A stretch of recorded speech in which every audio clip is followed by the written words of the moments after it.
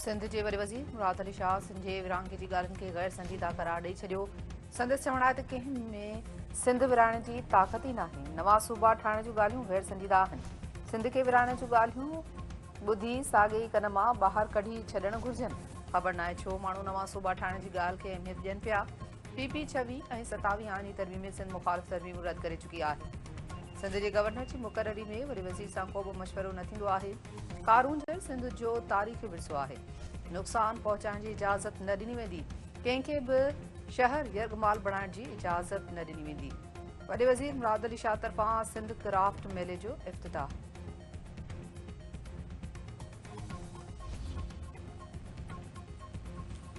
पाकिस्तान अमरीका में फायरिंग ऐं ताजिकिस्तान में ड्रोन हमले जो ज़िम्मेवार अफ़गानिस्तान खे करार ॾेई छॾियो। परॾेही ऑफिस जे तर्जुमान ताहिर इंद्रावी जो चवणु आहे त वॉशिंगटन में टारगेटेड हमलो आलमी सतह ते दहशतगर्दी जी वापसी जो इशारो आहे। अफ़गानिस्तान मां ड्रोन हमलो करे ताजिकिस्तान में 3 चीनी शहरियुनि खे क़त्ल कयो वियो आहे। अफ़गानिस्तान खे पंहिंजी धरतीअ तां दहशतगर्दी जो ख़ात्मो आणणु घुरिजे। पाकिस्तान ॿिनि ॾहाकनि खां दहशतगर्द कार्रवाइयुनि खे मुंहुं ॾिए पियो।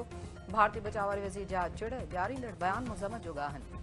राजनाथ सिंह तकरारी बयान ॾेई आलमी कानूननि जी भञकड़ी कई आहे। पाकिस्तान पंहिंजे दिफ़ा ऐं सलामती ते कंहिं बि क़िस्म जी सौदेबाज़ी न कंदो।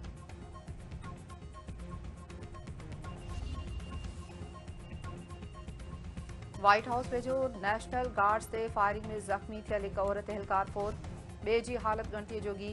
अमरीकी सदर डोनाल्ड ट्रंप तरफ़ां पोइ ते पियल मुल्कनि जे शहरनि जे मुल्क में दाख़िला मुकमल तौर रोकण जो ऐलान। संदसि चवण आहे त अमरीका लाइ ख़तरो सम्झो ॾींदड़ परॾेही जी शहरियत मुकमल तौर ते ख़तमु कई वेंदी।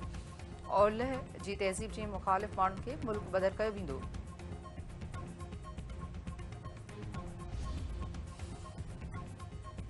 क़ौमी असाम्बली ऐं सेनेट जे इजलास में तहरीक इंसाफ़ मेंबरनि जो हंगामो वॉकआउट कोरम टुटण सबबि इजलास मुलतवी। तहरीक इंसाफ़ वफ़द जे स्पीकर अयाज़ सादिक सां मुलाक़ात बानी सां मुलाक़ात कराइण जो मुतालबो। अयाज़ सादिक जो चवणु आहे त हुकूमत ऐं मुख़ालिफ़ धुर विच में पुल जो किरदारु अदा करण लाइ तयारु आहिनि।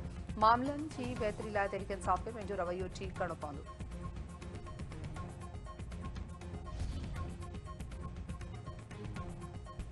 सिंध असेंबली ज़रई टैक्स तरमीमी बिल जे इत्तफ़ाक़ राय सां मंज़ूरी ॾेई छॾी। सिंध हाई कोर्ट जे चीनी आईनी बेंचनि बाबति practice and procedure ordinance bill standing committee हवाले। मुख़ालिफ़ धुर अॻवान अली खुर्शीदी जो चवणु आहे त सेफ सिटी बहितरीन ऐं शहरनि लाइ सुठो मंसूबो आहे, पर महांगा ई चालान परेशान कंदड़ आहिनि। ई चालान ज़रिए शहरनि खे ट्रैफ़िक पुलिस जी फुरलट मां छुटकारो मिलियो, पर शहरनि खे तकलीफ़ न अचणु घुरिजे। मंसूबो समूरे सूबे में लागू कयो वञे। रियासन लंजार जो चवणु आहे त कराची में ट्रैफ़िक जो निज़ाम 20% बि दुरुस्त न आहे। शहरनि लाइ हेलमेट लाज़मी करार ॾियण में कहिड़ी नाइंसाफ़ी कई आहे। हेलमेट न पाइणु 10 ॿारनि सां सफ़र हादसनि जो सबबु आहिनि। नए निज़ाम में ख़राबियूं ज़रूरु आहिनि, पर अपील अथॉरिटी बि ठाही वई आहे। ट्रैफ़िक वार्डन खे अवाम खां फुरलट में मुलविस करार न ॾियणु घुरिजे। शागिर्द अॻवान गनीअमान चांडियो बारूदी मवाद रखण जे केस मां आज़ाद। दहशतगर्दी ट्रोड़ अदालत मां ज़मानत मंज़ूर थियण खां पोइ गनीअमान चांडियो सेंट्रल जेल मां आज़ाद कयो वियो। वारसनि तरफ़ां संद साजियां गुलनि जी वर्खा। सिंध जे मुख़्तलिफ़ शहरनि में रोड हादसनि जे नतीजे में 6 ॼणा फोत। लाड़काणे में वेगन ऐं मोटरसाइकिल में टक्कर सबबि 3 नौजवान फोत। बेरा में मुसाफ़िर कोच जी मोटरसाइकिल खे टक्कर सबबि पीरसन समेत 2 ॼणा फोत।